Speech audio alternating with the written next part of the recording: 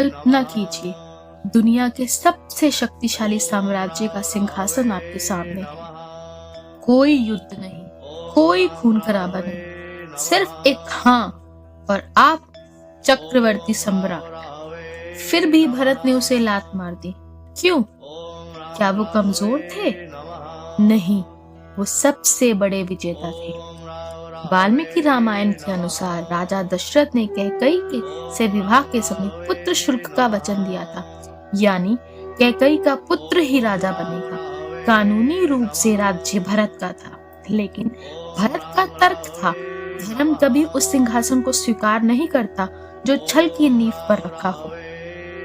भरत अयोध्या के राजमहल में नहीं रहे, उन्होंने राजधानी के बाहर नंदीग्राम में एक गड्ढा खोदा और जमीन के नीचे रहने लगे। वाल्मीकि जी लिखते हैं कि भरत ने जटावल्कल धारण किए। उनका तर्क था, अगर मेरे बड़े भाई वन की कठोर भूमि पर सो रहे हैं तो मैं महल की छतों के नीचे कैसे सो सकता हूँ।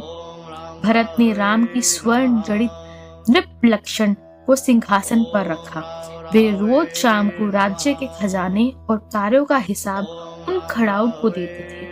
वे राजा नहीं, एक ट्रस्टी बनकर रहे।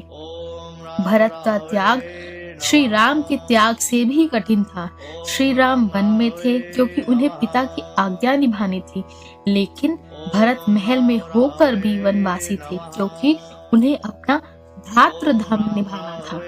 वाल्मीकि रामायण में भरत का एक भीषण संकल्प है, अपनी समाधि। उन्होंने कहा, अगर भैया श्री राम वनवास के 14 वर्ष पूरे होने के अगले ही क्षण अयोध्या नहीं पहुंचे तो भरत खुद को अग्नि को समर्पित कर देंगे। यह प्रेम नहीं, यह समर्पण पराकाष्ठा है। आज की दुनिया में जहां लोग 1 इंच जमीन के लिए सगे भाई का गला काट देते हैं, वहां भरत हमें सिखाते हैं कि साम्राज्य से बड़ा चरित्र होता है। अगर आपकी तरक्की किसी अपने के आंसुओं पर बनी है तो वो सफलता नहीं, कर्ज है। सत्ता का असली मालिक वो नहीं जो कुर्सी पर बैठता है, बल्कि वो है जो उस कुर्सी के लालच को ठोकर मार देता है। रामायण केवल राम की यात्रा नहीं, भरत के धैर्य की भी परीक्षा थी, और उस परीक्षा में भरत श्री राम से कम सिद्ध नहीं हुए।